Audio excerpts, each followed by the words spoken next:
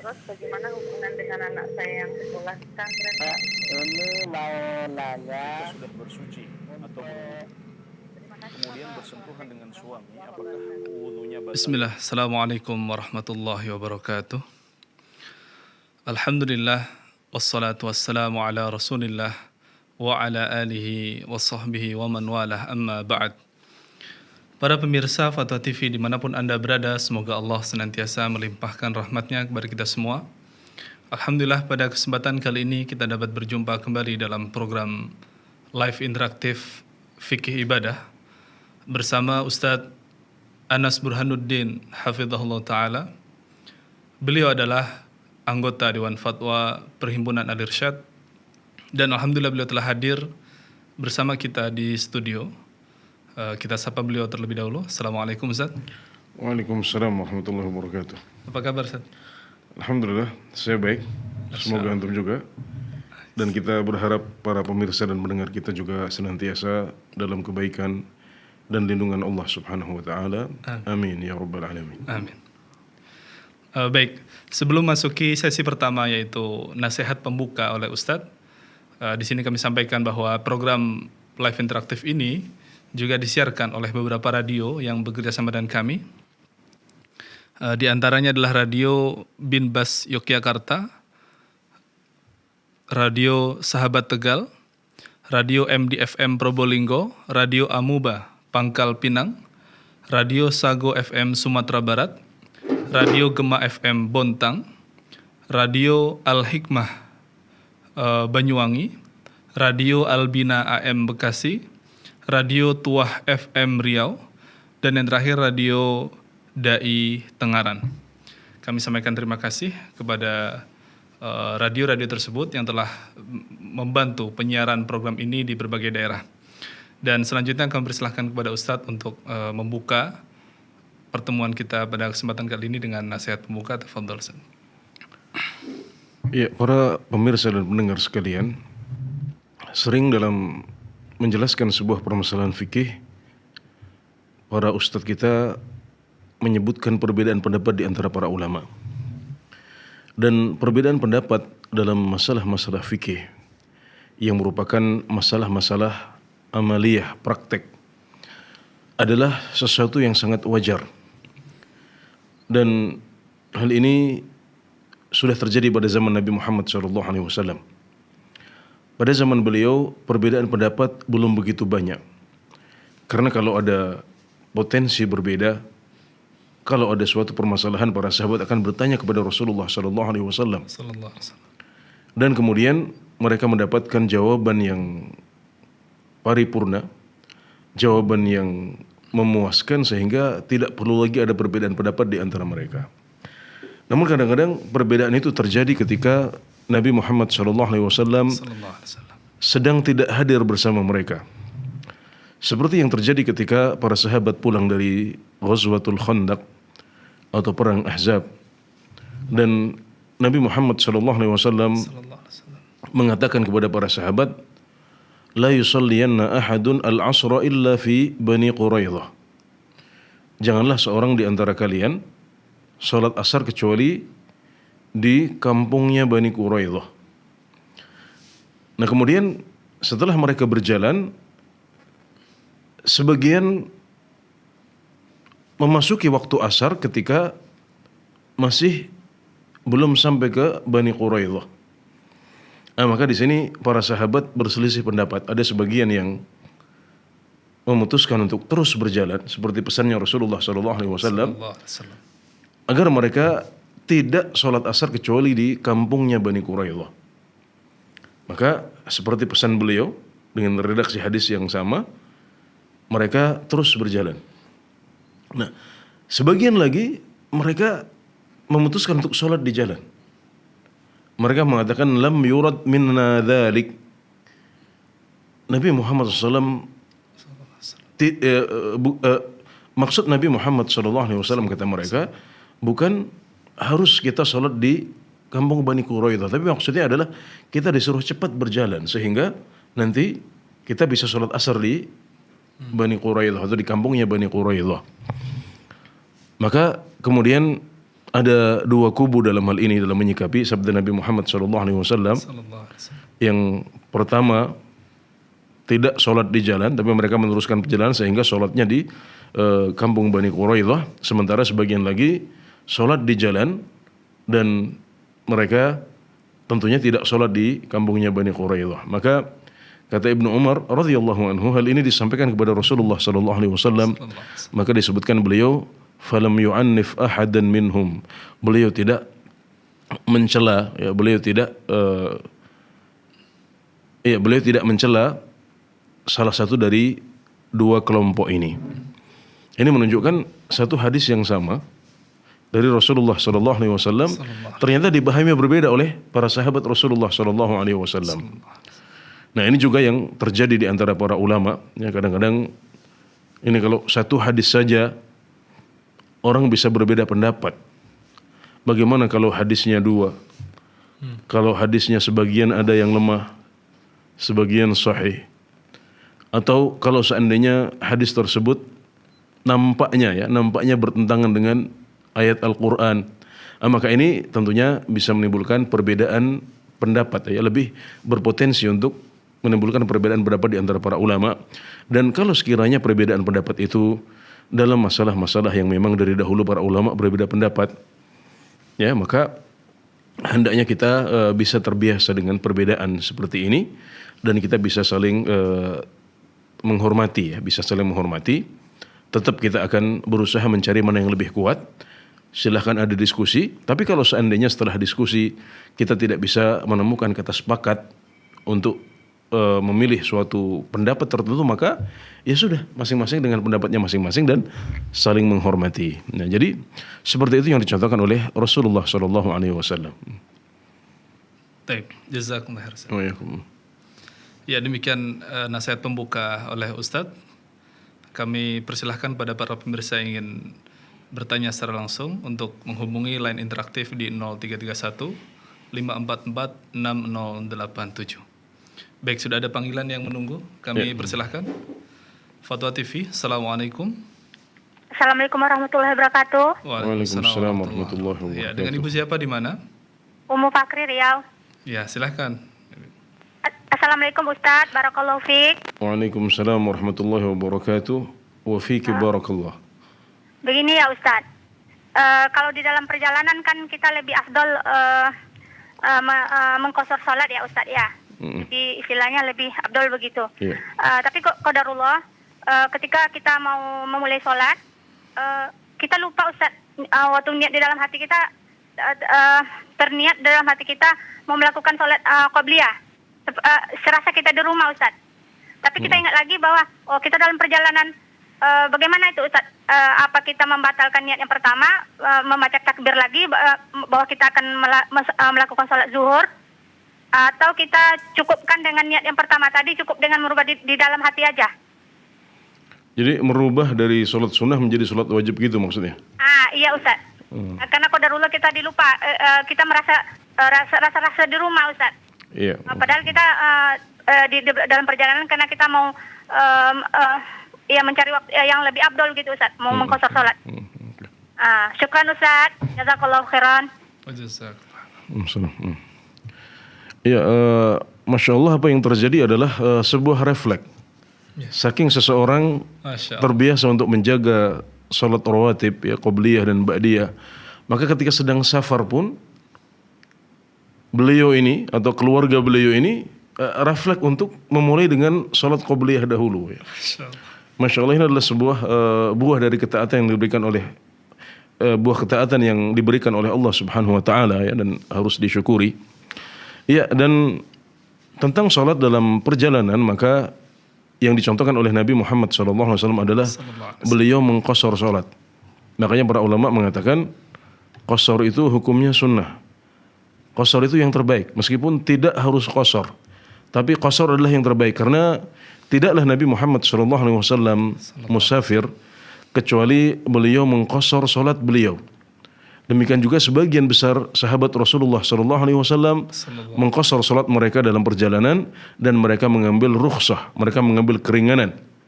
Sebagaimana Allah Subhanahu wa taala mencintai dari kita untuk mengambil rukhsah darinya sebagaimana dia membenci kalau kita mendatangi maksiat kepadanya.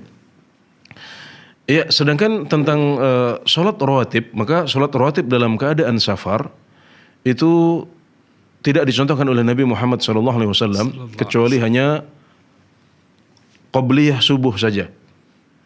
Adapun qabliyah subuh maka ini tidak pernah ditinggalkan oleh Nabi Muhammad SAW baik dalam keadaan mukim maupun dalam keadaan safar.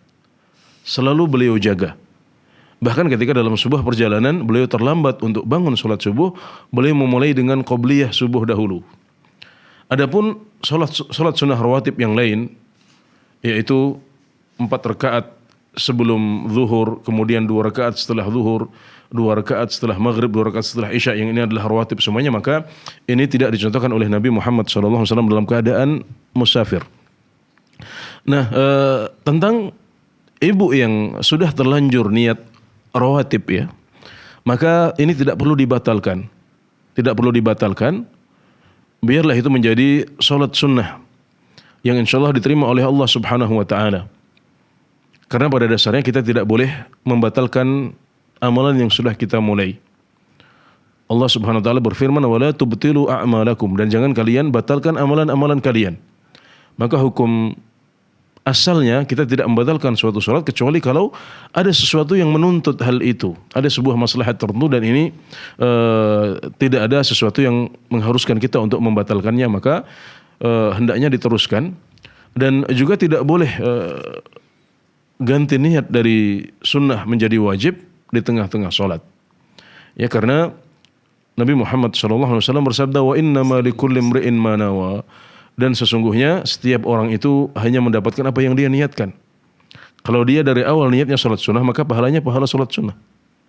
Kalau dia dari awal niatnya adalah melakukan sholat wajib, maka dia akan mendapatkan pahala sholat wajib.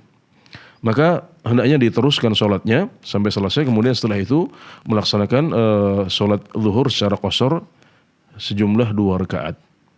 Ya, seperti itu yang hendaknya dilakukan oleh seseorang yang lupa, ya, karena sering menjaga sholat rawatib kemudian terbawa-bawa ketika sudah dalam keadaan musafir. Ya, demikian, wallahu a'lam. Baik, jazakumullah khairan. Ya, demikian jawaban atas pertanyaan dari Ummu Fakhri di Riau. Baik, kami persilahkan pada penelpon berikutnya, sudah menunggu. Assalamualaikum. Ya. Halo, assalamualaikum. Halo, waalaikumsalam warahmatullah. Ya, dengan siapa di mana? Ini dengan Syukur di Riau, Ustaz. Baik.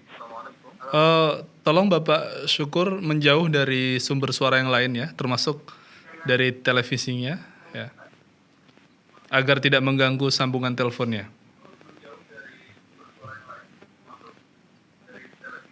Ya, halo. Jazakallah, Ustaz. Iya, Bapak Syukur tolong televisinya dikecilkan dulu, Pak. Oh iya, Masya Allah. Halo. Iya, silakan, Pak. Iya, pertanyaannya Ustaz, kemarin tuh kami kan puasa Kamis, Ustaz. Jadi pas bertepatan dengan Yaumul Bid. Jadi yang niat kita apakah puasa Yaumul Bid atau niatnya puasa sunnah Kamis, Ustaz? Ya, jazakallah, Ustaz. Assalamualaikum warahmatullahi wabarakatuh. Waalaikumsalam warahmatullahi wabarakatuh.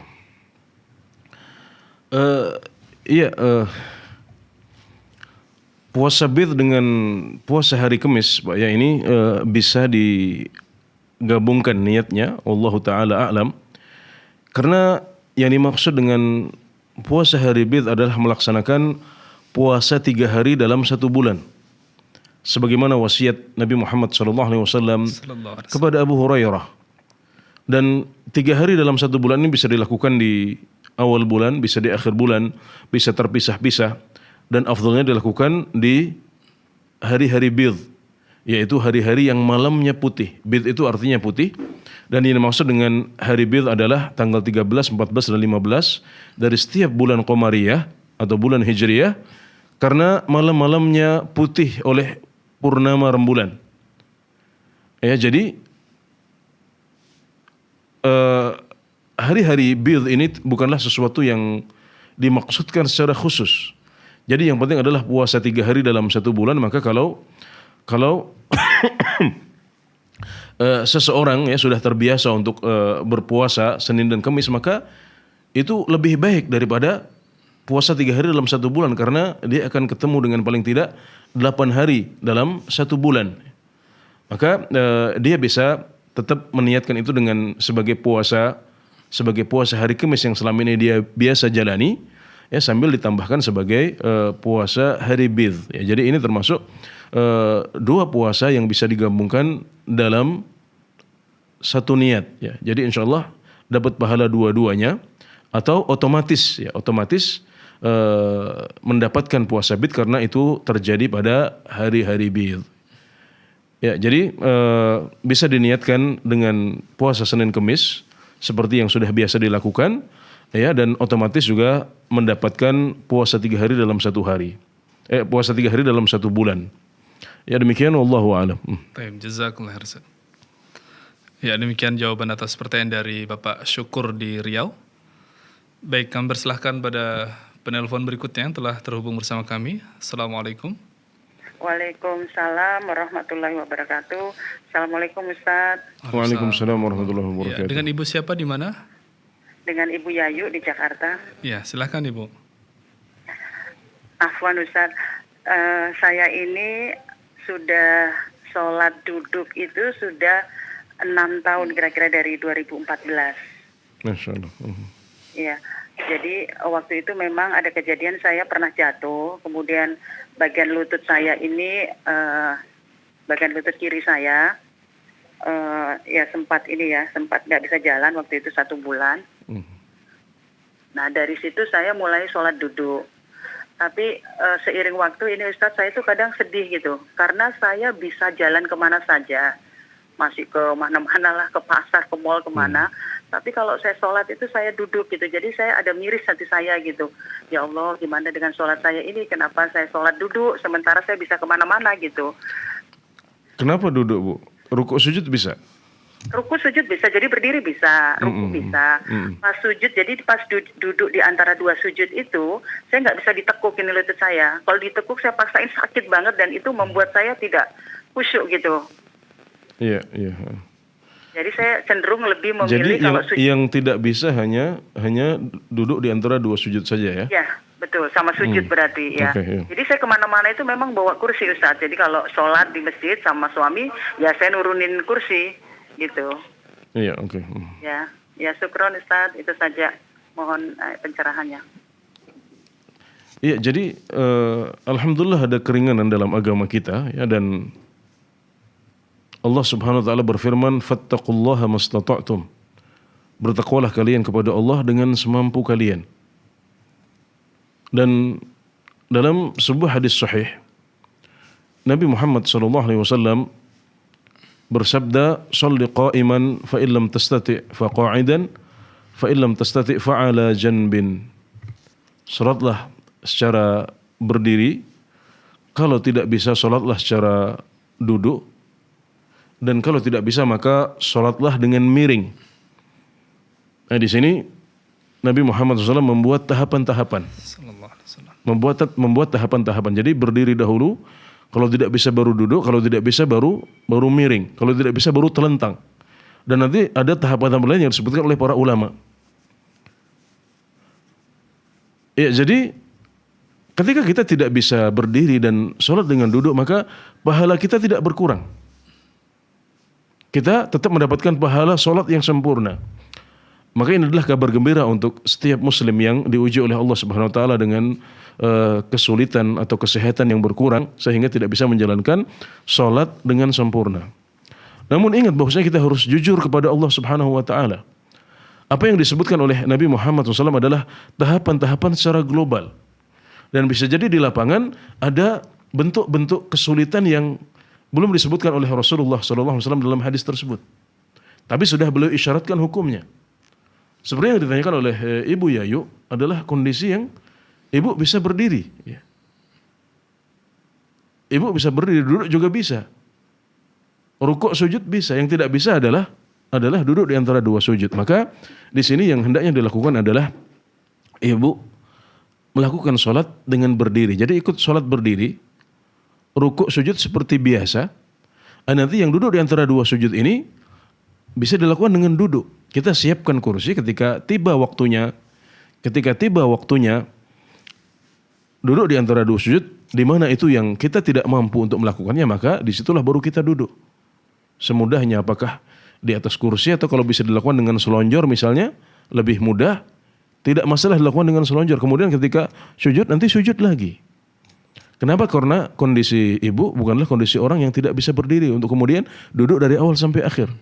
Ya ibu bisa untuk berdiri dengan sempurna, bahkan alhamdulillah masih bisa pergi kemana-mana, berjalan kemana-mana. Yang tidak bisa adalah duduk di antara dua sujudnya. Maka kita harus jujur kepada Allah Subhanahu Wa Taala. Kita boleh mengambil rukhsah, tapi seperti yang disebutkan oleh Nabi Muhammad SAW ada tahapan-tahapan. Maka hendaknya kita menjalankan apa yang kita mampu dengan sempurna. Ya, dan yang tidak mampu maka di situ kita boleh mengambil keringanan. Kecuali kalau seandainya dokter mengatakan bahwasanya kalau caranya seperti itu maka itu membahayakan. Nah di situ nanti baru kita akan berpindah kepada cara yang aman yang tidak membahayakan kesehatan kita. Adapun kalau itu masih memungkinkan maka kewajiban bagi seorang muslim adalah menjalankan ibadah sholatnya sebisa dia. Dan insya Allah dengan begitu maka ibu akan bisa menunjukkan bahwasanya ibu sudah benar-benar berusaha. Yang ditinggalkan hanyalah apa yang benar-benar tidak mampu dilakukan. Maka tadi kesedihan atau penyesalan yang dilakukan. Saya ini kok bisa jalan-jalan kemana-mana tapi ketika sholat duduk seperti orang yang tidak bisa ngapa-ngapain. Insya Allah dengan sendirinya itu akan hilang dengan sendirinya. Karena dengan begitu ibu sudah betul-betul fattaqullaha mastata'tum, bertakwa kepada Allah dengan semampu ibu. Jadi yang tidak dilakukan hanyalah duduk di antara dua sujud, maksudnya tidak dilakukan sebagaimana mestinya karena memang ibu tidak bisa dan sakit sekali untuk melakukannya. Ya. Demikian, wallahu a'lam. Nah. Baik, jazakallahu khairan. Ya, demikian jawaban atas pertanyaan dari Ibu Yayu di Jakarta. Semoga bisa dipahami dengan baik. Baik, sudah ada penelpon yang menunggu, Ustaz? Ya. Kami persilahkan. Assalamualaikum. Waalaikumsalam warahmatullahi wabarakatuh. Ya, dengan siapa di mana? Dengan Ibu Ida dari Sumatera. Ya, silahkan Ibu. Ya begini Ustaz, saya mau tanya. Saya ini kan lagi pilek dengan batuk ini Ustaz. Jadi kalau saya sholat itu setiap saya sholat kalau ruku itu betul lah banyu hidung itu dari hidung itu Ustaz. Apa saya sah tidak sholat saya ya Ustaz? Apa harus membawa tisu apa membawa lap ya Ustaz? Iya. Ya satu lagi Ustaz. Tisu atau apa Bu? Soal puasa ini Ustaz. Oh iya, oke. Okay. Saya mau tanya Ustaz, saya ini seorang janda, tapi teman saya ini niatnya cuma ibadah cuma Ustaz. Saya ingin tahu setiap bulan itu adakah puasa-puasa yang khas untuk dilaksanakan Ustaz? Cuman itu Ustaz. Assalamualaikum. Assalamualaikum warahmatullahi wabarakatuh. Iya Ibu Ida, semoga Allah berikan kesehatan dan sembuhkan penyakit yang sedang Ibu derita sekarang. Syafakillah syifaan ajilan. Semoga Allah memberikan kesembuhan dengan segera. Dan pilek yang mengganggu saat kita sholat memang akan berpengaruh pada kekhusyuan kita. Ya, apalagi kalau pilek itu dibiarkan, ya tidak diambil, tidak dikeluarkan, ya maka sepanjang sholat mungkin kita akan kepikiran terus dengan cairan yang mengalir saat kita sujud ataupun ruku. Ya mungkin dalam sepanjang sholat, terutama di posisi ruku dan sujud itu pasti akan mengalir lebih keras lagi. Dan khusyuk adalah ruhnya sholat. Ya, khusyuk adalah ruhnya sholat, maka kita harus mencari cara bagaimana agar kita bisa sholat dengan khusyuk tanpa terganggu oleh cairan yang mengalir dari hidung kita ini. Kita harus berusaha untuk beribadah secara sekhusyuk mungkin. Maka tidak masalah ya, tidak masalah kita memakai tisu. Tidak masalah kita memakai tisu untuk kemudian menyeka, menghilangkan menghilangkan cairan yang keluar dari hidung. Tidak masalah melakukan hal itu, bahkan justru itu yang terbaik. Itu yang terbaik, karena kalau tidak begitu maka kita akan terus kepikiran. Ini yang sering kita alami, kadang-kadang kita sangat terganggu dengan hal itu. Dan ini adalah termasuk gerakan yang sedikit yang tidak membatalkan sholat kita. Tidak membatalkan sholat kita, apalagi ini karena maslahat besar, yaitu menjaga kekhusyuan sholat. Maka yang terbaik adalah ibu membawa tisu atau sapu tangan, sehingga ketika cairan di hidung sudah mulai banyak, maka kita menyekanya. Untuk kemudian setelah itu kita bisa fokus lagi kepada bacaan sholat kita, sehingga kita bisa semaksimal mungkin untuk menjalankan ibadah kita secara khusyuk. Dan kalau tidak bisa sepenuhnya, maka kita paling tidak bisa meminimalisir, kita kurangi dampak pilek pada sholat kita. Adapun tentang sholat yang bisa kita kerjakan dalam setiap bulan, maka Nabi Muhammad SAW mewasiatkan kepada umat beliau untuk menjaga paling tidak 3 hari dalam 1 bulan. Puasa, Ustaz. Sholat. Ya, maksudnya puasa. Ya, puasa dalam setiap bulan. Maka Nabi Muhammad SAW mewasiatkan kepada Abu Hurairah, dan Abu Hurairah mengatakan, saya tidak akan meninggalkannya sampai saya meninggal, yaitu puasa 3 hari dalam 1 bulan.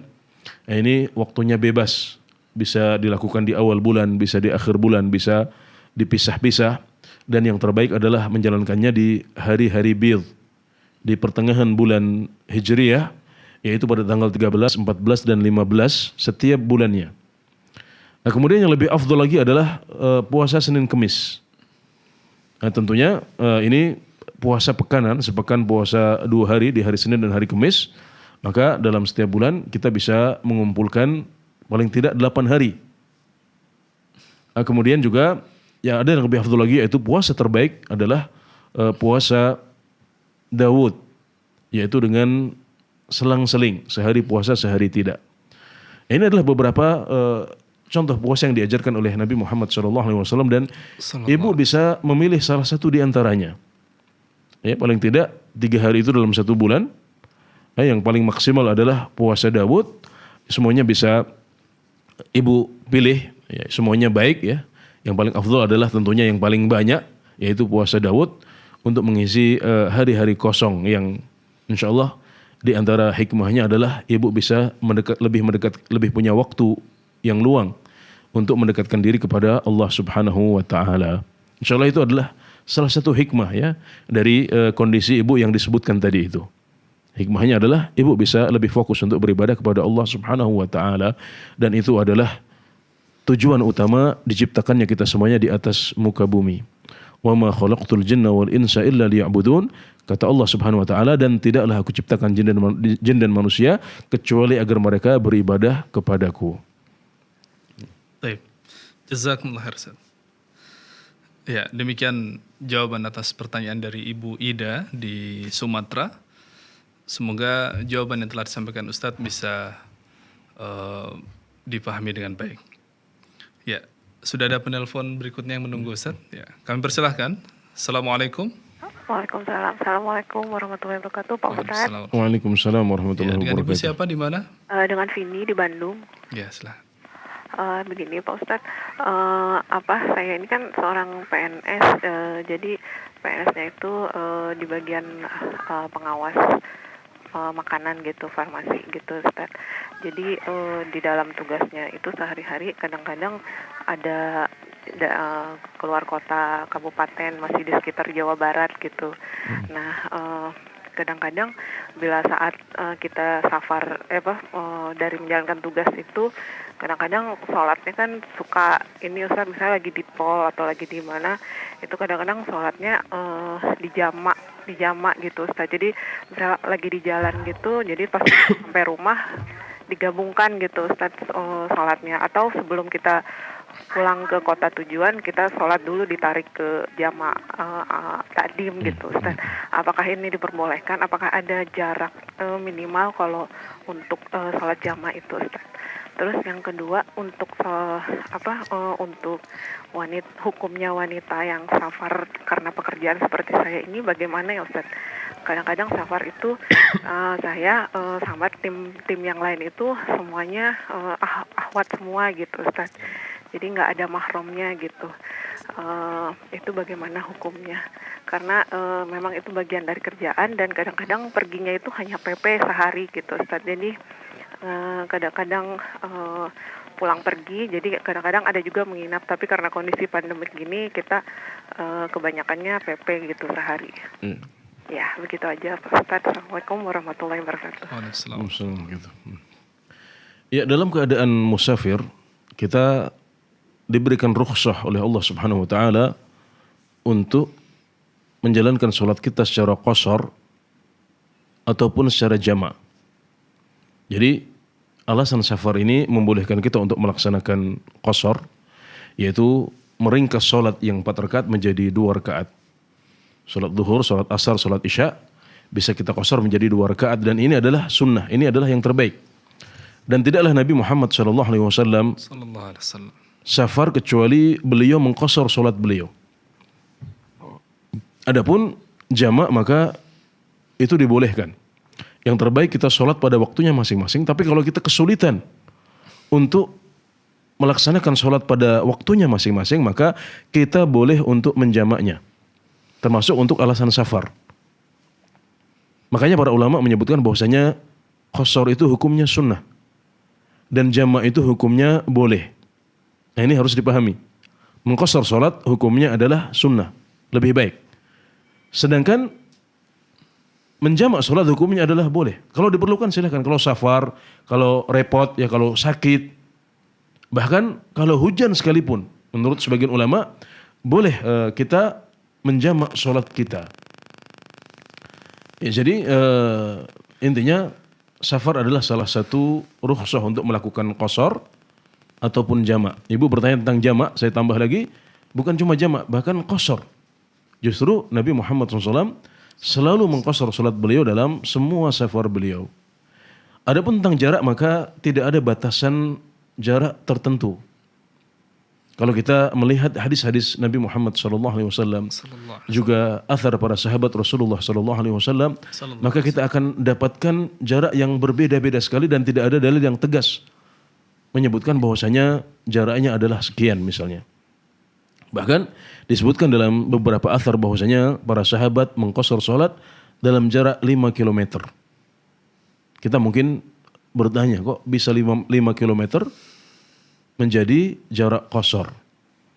Ya mungkin kalau pada zaman kita jarak 5 km itu hanya di kecamatan kita sendiri. Kalau sebuah kota besar itu satu kecamatan bahkan lebih dari 5 km jaraknya. Tapi pada zaman dahulu jarak 5 km bisa menjadi sangat jauh. Dan karena tidak ada batasan tertentu dalam hal ini, maka yang lebih kuat Allah Ta'ala a'lam adalah bahwasanya jarak qashar itu tidak hanya bahwasanya tidak ada batasan jarak untuk menyebut suatu jarak safar. Tapi kapan suatu masyarakat menyebut yang Anda lakukan adalah sebuah safar, maka Anda boleh mengqashar salat, Anda boleh untuk menjamak salat. Nah, jadi misalnya orang Jakarta yang akan safar ke puncak. Dan untuk safar ini mereka menyiapkan bekal, ya. Apalagi menginap. Jelas-jelas bukan sebuah perjalanan yang hanya biasanya kita lakukan sehari-hari. Maka safar tersebut adalah sebuah safar yang membolehkan qashar salat dan juga menjamak salat. Bahkan orang Bogor yang pergi ke puncak, tapi untuk pergi ke sana mereka membutuhkan sebuah persiapan tersendiri yang biasa dilakukan oleh orang-orang musafir. Bukan sekedar perjalanan pekerjaan yang kita tempuh ya dengan pulang balik setiap hari. Maka itu juga adalah sebuah jarak safar. Karenanya Dewan Fatwa Perhimpunan Al-Irsyad sudah pernah membahas hal ini dan difatwakan bahwasanya tidak ada batasan yang pasti, tidak ada batasan jarak tertentu dan hal ini dikembalikan kepada urf, yaitu kepada adat yang berkembang di suatu masyarakat. Ya, adapun sebagian besar ulama maka pendapat mereka adalah bahwasanya jarak safar adalah sekitar 80 km. Ini menurut pendapat sebagian besar ulama. Baik, yang kedua, Ustaz. Wanita yang safar tanpa mahram. Adapun safar tanpa mahram ini juga adalah masalah khilafiyah di antara para ulama dan yang lebih kuat Allah Ta'ala alam adalah seorang wanita tidak boleh safar kecuali jika ada mahram bersama mereka. Ya, jadi yang harus menemani adalah seorang mahram. Karena Nabi Muhammad SAW bersabda, "La yahillu limra'atin tu'minu billahi wal yawmil akhir an tusafira masirata yawmin wa laylah illa wa ma'aha dhu mahram." Tidak halal bagi seorang wanita untuk melaksanakan perjalanan jauh. Ya, sepanjang atau sejauh perjalanan sehari semalam kecuali ada mahram bersama dia. Nah, ini adalah penjelasan langsung dari Rasulullah SAW. Lalu safar harus ditemani seorang mahram. Dan disebutkan tidak halal berarti haram hukumnya. Kecuali kalau ada mahramnya, maka hendaklah setiap wanita muslimah berhati-hati dalam hal ini. Kita semuanya akan ditanya oleh Allah Subhanahu wa taala dan kalau karena kondisi saat ini kadang-kadang tidak bisa melakukan hal itu karena tuntutan, barangkali tuntutan tugas membuat Anda tidak bisa safar bersama mahram, ya kalau bisa ngajak suami atau ngajak anak yang sudah dewasa, maka itu yang terbaik. Tapi kalau seandainya tidak bisa ada yang menemani, maka terpaksa harus safar, hendaknya kita beristighfar kepada Allah Subhanahu wa taala karena itu adalah sebuah kesalahan dalam agama kita. Baik, jazakumullah khair. Ya, demikian jawaban atas pertanyaan dari Ibu Vini di Bandung. Semoga bisa difahami dengan baik. Baik, kami persilahkan penelpon yang telah terhubung bersama kami. Assalamualaikum. Waalaikumsalam warahmatullahi wabarakatuh. Ustaz, ini. Dengan Bapak siapa di mana? Bapak Dani dari Surabaya. Iya, silakan Pak Dani. Ini Ustaz mau tanya masalah sebentar sholat Bapak, jamaah. sebentar. Tolong televisinya dikecilkan ya Pak. Ini suaranya masuk ke sambungan telepon. Oh ya sudah ini Ustaz. Ya, Ini Ustaz. baik. Sudah ini Ustaz. Ya, silakan. Ini mau tanya Ustaz. Halo, Assalamualaikum. Waalaikumsalam warahmatullahi wabarakatuh. Silakan Bapak. Mau tanya masalah sholat ini. Di Indonesia kan seperti ini Ustaz. Ada yang cepat imamnya. Ya, ada yang tartil pelan-pelan. Ini imam ini cepat, super cepat Ustaz. Gimana makmum kalau tidak nututi surat Fatihahnya itu yang sir ini. Seperti Maghrib 3 rakaatnya, kalau Isya 3 sampai 4-nya itu yang dibaca imam itu cepat Fatihahnya itu. Lalu tidak nututi, banyak tidak nututi itu gimana itu? Apa mau ikut imam, apa Fatihahnya mau diselesaikan? Gimana itu hukumnya menurut Rasulullah gitu? Yang jelas tidak nututi Fatihahnya makmum tuh ke imam ini. Oke. Satu. Dua, masalah bacaan sunnah-sunnah itu saya pernah menerangkan kalau seperti ruku itu sunnah, sujud itu sunnah. Ada yang mengatakan, Ustaz, kalau ruku itu ingin cepat, baca subhanallah, cukup subhanallah, subhanallah. Gitu katanya. Sujudnya juga subhanallah, subhanallah. Gitu katanya. Itu tidak apa-apa, karena itu sunnah gitu katanya. Apa itu betul, apa itu dibolehkan atau tidak boleh itu seperti itu. Bapak biasanya baca apa Pak? Biasanya kalau ruku subhana rabbil azim gitu. Oke. Ya. Sujudnya subhana rabbil a'la gitu. Terus ada yang nerangkan cukup subhanallah, subhanallah, subhanallah ruku atau sujud seperti itu katanya. Ini benar apa enggak ini gitu. Ya.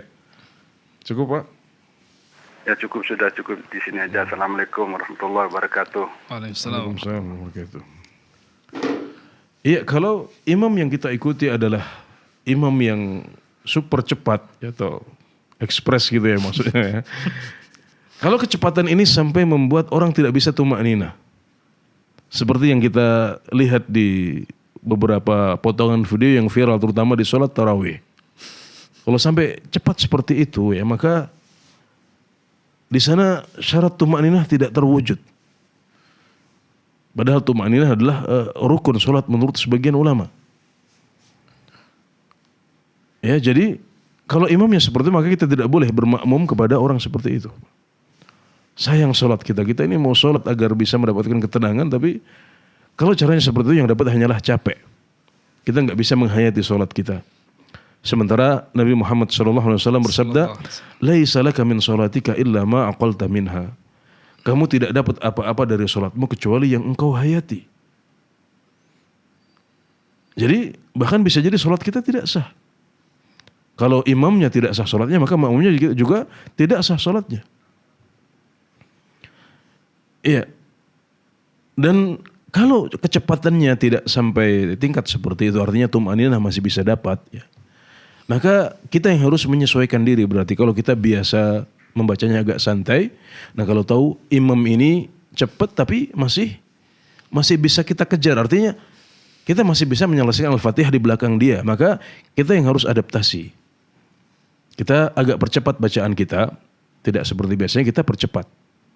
Nah kalau imam sudah rukuk kita belum selesai, ya kita masih bisa menyelesaikan dahulu. Kalau seandainya tidak khawatir imam nanti terlanjur untuk bangun dari rukuknya, kita bisa selesaikan dulu, mungkin udah sampai ghairil maghdubi alaihim waladdallin, kita selesaikan dahulu. Baru kemudian kita ikut rukuk.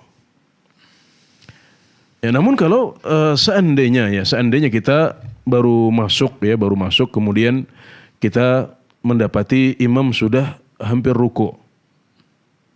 Nah, kemudian imam rukuk, kita jelas tidak bisa mengejar. Kita tahu dia cepat, apalagi kita baru mulai dari awal ini. Nah, maka di situ kita segera ikut rukuk bersama imam, dan insya Allah kita termasuk orang yang tidak wajib untuk membaca Al-Fatihah karena tidak punya waktu untuk membacanya. Seperti orang yang masuk dalam sholat kemudian mendapati imam sedang rukuk, maka dia langsung takbiratul ihram, tegak berdiri, kemudian ikut rukuk bersama imam.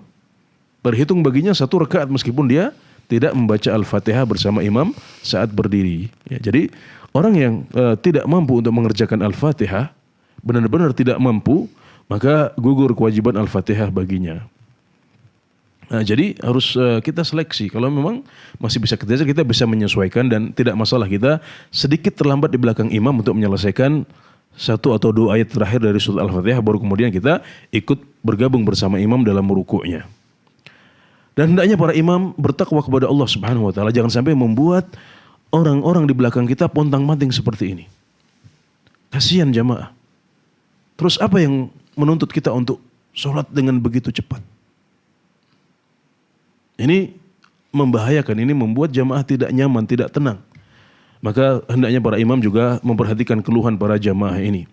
Jangan menjadi fattan, jangan menjadi tukang fitnah di tengah masyarakat. Dan fitnah itu selain bisa terjadi karena kita membaca terlalu panjang, sholat terlalu panjang, juga bisa terjadi kalau kita terlalu cepat dalam sholat kita.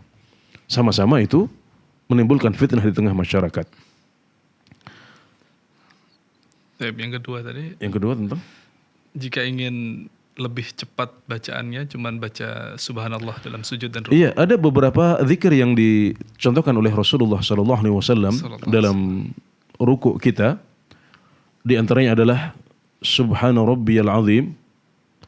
Ada juga Subhana Rabbiyal Azim wa bihamdih.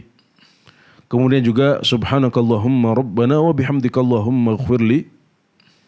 Kemudian ada juga Subuhun Quddus Rabbul Malaikati war Ruh. Ada juga versi yang lebih panjang, yaitu Allahumma laka raka'tu wa bika amantu wa laka aslamtu. Khasha'alaka sam'i wa basari wa mukhi wa azmi. Dan yang paling pendek adalah Subhan Rabbiyal Azim. Itu sudah paling pendek sepanjang pengetahuan saya. Sepengetahuan saya nggak ada lagi yang lebih pendek dari itu. Itu yang sahih dari Rasulullah SAW. Dan saya rasa kalau seseorang mengucapkan Subhan Rabbiyal Azim, itu tidak butuh waktu yang panjang. Ya. Adapun Subhanallah, ya, ini saya tidak mengetahui riwayatnya apakah sahih apa tidak, perlu dicek lagi. Kalau orang yang tidak mampu, ya jelas kalau tidak mampu membaca zikir yang sahih yang diriwayatkan dari Nabi Muhammad SAW, maka dia boleh mengucapkan subhanallah saja. Tapi yang mampu hendaknya mengucapkan, yang mampu, yang masih bisa menghafal, yang sudah lama masuk Islam, hendaknya dia belajar. Tinggal ditambahi subhanallah menjadi subhan rabbiyal azim, seperti yang sudah Bapak baca. Tapi kalau kita agak buru-buru, kalau biasanya kita membaca 3 kali, 5 kali, Anda boleh membaca 1 kali saja. Ini lebih selamat. Dan itu sahih dengan kesepakatan para ulama. Maksudnya, ketika kita hanya membaca 1 kali saja subhan rabbiyal azim, kemudian kita bangun dari ruku. Padahal biasanya kita membaca 3 kali atau 5 kali dalam keadaan santai. Maka itu sudah sah.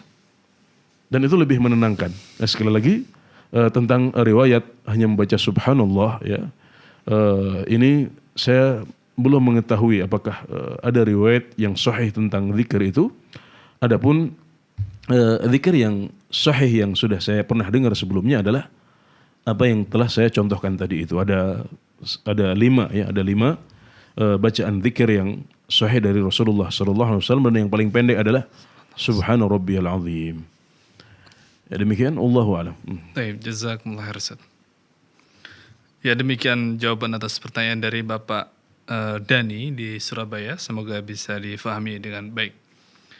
Baik, sudah ada penelpon yang menunggu berikutnya. Kami persilahkan. Assalamualaikum. Waalaikumsalam. Ya, Bapak siapa di mana? Bapak Firzan di Sulawesi Barat, Ustaz. Ya, silakan. Hari ini variatif dari mana-mana, Ustaz ya. Insyaallah. Silakan, Pak. Halo. Ya. Silakan, Pak. Waalaikumsalam warahmatullahi wabarakatuh. Mohon seputar fikih sholat ini, Ustaz. Ya, silakan. Saya mau tanya, itu kalau kita masbut, apakah kita mengikuti iman tahiyat, Ustaz? Apakah kita mengikuti bacaannya begitu? Maksudnya tahiyat sampai akhir, Pak? Iya, apakah kita mengikuti tahiyat iman yang terus kalau kita menambah, apakah kita tahiyat juga, Ustaz, lagi? Iya. Jadi Bapak posisi ketika masuk imam sudah tahiyat akhir ya? Belum, Ustaz. Kan ketinggalan 1 rakaat, terus kan iman tahiyat nanti. Setelah rakaat yang kedua kan dia tahiyat, kita ikut tahiyat juga, Ustaz. Ketika 1 rakaat, imam sudah 2 rakaat, Bapak baru 1 rakaat maksudnya? Ya, kita tahiyat apa kita ikuti tahiyatnya juga, Ustaz, itu. Oke. Iya. Tahiyat. Sudah cukup? Cukup. Ya, Assalamualaikum. Assalamualaikum. Ya, saat kita baru mendapatkan 1 rakaat sementara imam sudah mendapatkan 2 rakaat, kemudian posisi imam tentunya tasyahud awal. Imam membaca at-tahiyatu lillah sampai akhir, ya, maka kita ikut duduk bersama imam. Kenapa kita ikut duduk bersama imam? Ya karena kita harus ikut imam. Dan sebagaimana sabda Nabi Muhammad SAW, beliau mengatakan, innama ju'ilal imamu liyu'tamma bihi. Sesungguhnya imam itu diadakan untuk diikuti.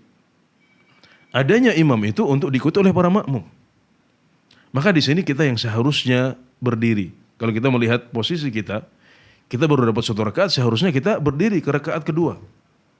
Tapi di situ kita diharuskan untuk ikut imam. Maka kita duduk di belakang imam. Nah, kalau dalam gerakan yang lebih besar saja, dalam gerakan utama, kita diwajibkan untuk mengikuti imam, maka dalam gerakan atau dalam pekerjaan yang lebih detail, yaitu bacaannya saat kita duduk, maka kita juga harus mengikuti imam. Imam baca at-tahiyat, kita juga ikut baca at-tahiyat. Kemudian nanti ketika imam tahiyat akhir, kita juga ikut tahiyat akhir. Kemudian kita nambah, nanti kita akan tahiyat 1 lagi, berarti tahiyatnya 3 kali. Iya, berarti Anda bertambah pahala di situ. Karena masing-masing dari zikir dan pujian kepada Allah Subhanahu wa taala ini semuanya berpahala. Jadi kalau kita cuma diam saja, ya pahala kita cuma segitu. Kalau kita duduk ikut berzikir, maka pahala kita bertambah. Maka hendaknya kita jangan berpikir matematis. Oh, saya rugi nih, saya tahiyat 2 kali, tapi seharusnya kewajiban saya hanya 2 kali saja. Itu namanya berpikir cara pedagang, matematis. Ya. Kita harus berpikir sebagai seorang yang sedang beribadah kepada Allah Subhanahu wa Ta'ala. Semakin banyak kita membaca zikir, semakin banyak kita memuji Allah Subhanahu wa Ta'ala, semakin banyak kita berdoa dalam sujud kita, dalam solat kita, maka akan semakin banyak pahala kita di sisi Allah Subhanahu wa Ta'ala. Dan sekali lagi, kita mengikuti imam dalam gerakan utama, maka kita juga mengikuti imam dalam gerakan yang lebih detail, yaitu bacaan duduknya. Ini adalah hukum asalnya seperti itu, karena Nabi Muhammad SAW memerintahkan kita untuk mengikuti imam. Ya demikian, Allahu a'lam. Baik, jazakumullah khair. Ya demikian jawaban atas pertanyaan dari Bapak Firzan di Sulawesi. Semoga bisa difahami dengan baik. Baik, sudah ada penelpon yang menunggu. Kami persilahkan. Waalaikumsalam warahmatullahi wabarakatuh, Pak Ustadz. Waalaikumsalam warahmatullahi wabarakatuh. Waalaikumsalam warahmatullahi wabarakatuh. Ya, dengan Bapak siapa di mana? Hamba Allah dari Bogor, Pak Ustadz. Ya, silahkan. Kaifahalukum, ya Ustadz? Alhamdulillah, kami baik. Semoga Bapak juga baik juga. Alhamdulillah, barakallahu fikum, ya Ustadz. Fikum. Ustadz mau nanya tentang masalah sholat. Kalau ana jadi imam, kan kalau mulai sholat kita baca doa setelah takbiratul ihram, doa iftitah, setelah itu baca ta'awudz, terus basmalah, lalu al-fatihah sampai waladhdallin, amin. Nah, kalau dilanjutkan di awal surat kan kita mulai dengan baca bismillah juga, sesuai apa yang di awal-awal Quran kalau kita baca kan bismillah, kecuali surat At-Taubah. Yang ana tanyakan, kalau ana yang bacanya langsung ke pertengahan surat, Pak Ustadz. Nah, ini ana baca bismillah lagi, apa ana baca ta'awudz, apa ana langsung baca aja langsung ayatnya. Nah, itu yang pertama. Yang kedua, kalau di luar sholat zikir-zikir Pak Ustadz, zikir-zikir kalau umpama zikir ana mau tidur kan baca ayat kursi, terus lagi 2 ayat setelah surat Al-Baqarah. Nah, ini juga gimana, apa ana awal langsung baca ta'awuz karena bukan awal surat gitu, pertengahan. Nah, kalau yang keduanya apa, setelah ayat kursi lalu ana setelah ayat kursi baca 2 ayat terakhir, awalnya ana apa baca ta'awuz lagi, apa langsung cukup baca langsung ayatnya aja? Itu aja Pak Ustadz. Syukran, jazakallahu khair. Assalamualaikum warahmatullahi wabarakatuh. Waalaikumsalam warahmatullahi wabarakatuh.